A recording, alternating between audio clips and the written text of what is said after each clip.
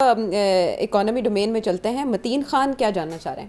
City صاحب یہ بتائے کہ روپیہ جو ڈالر کے مقابلے میں ڈی ویلیو ہو گیا ہے، تو آپ کی چڑیا کی کیا خبر ہے؟ ان سے ذرا پوچھ بھی لے، بھیج دیں کہ وہ معلومات آپ کو دے دے کہ کیا فیوچر میں ود ان 5 ایئر، جو ابھی لگتا تو یہ ہے کہ یہ 5 سال تو گزاریں گے، یہ 100 یا 200 تک پر ڈالر آ سکتا ہے؟ اس وقت ڈالر کوئی 280 کا تو آلریڈی ہے. 100-200 کی کیا بات کر رہے ہیں؟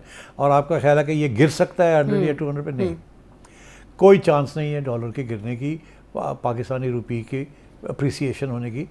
یہ نہیں ہوتا. عام طور پہ ڈی ویلیو ہوتا رہتا ہے، کرنسیز ڈی ویلیو ہوتی ہیں، اور جو پاورفل کرنسیز ہوتی ہیں وہ ری ویلیو ہوتی ہیں. جیسے فار ایگزامپل انڈیا کی کرنسی جو ہے، ایک زمانے میں پاکستان کی کرنسی انڈیا کی کرنسی سے زیادہ مضبوط تھی. اب 3 گنا زیادہ انڈیا کی کرنسی آپ کی کرنسی سے زیادہ مضبوط ہے. اس کا تعلق اکانومی کے ساتھ ہوتا ہے. تو آپ کی اکانومی تو بیٹھی ہوئی ہے، انڈیا کی اکانومی جو ہے 5-6-7% پہ جا رہی ہے. تو اس لیے that is why the Indian rupee is very strong.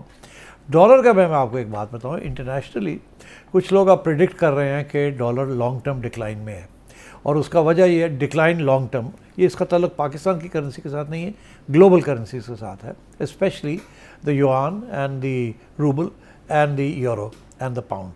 Pound کی کوئی امکان نہیں ہے کہ اپریسیشن کا، وہ اکانومی بڑی کمزور ہے برٹن کی.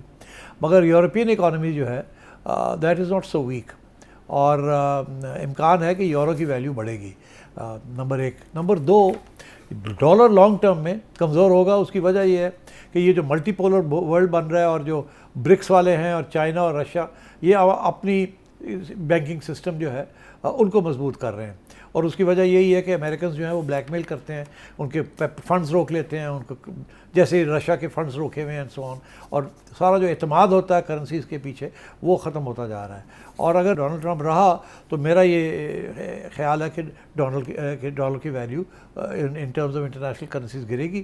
اور the other multipolar world پہ جو تجارت ہے درمیان آپس میں، وہ ڈالر میں نہیں ہوگی، وہ ان کی اپنی کرنسیز میں ہوگی. ود دا ریزلٹ دیٹ اب ایک آلٹرنیٹیو سسٹم بننے جا رہا ہے آگے.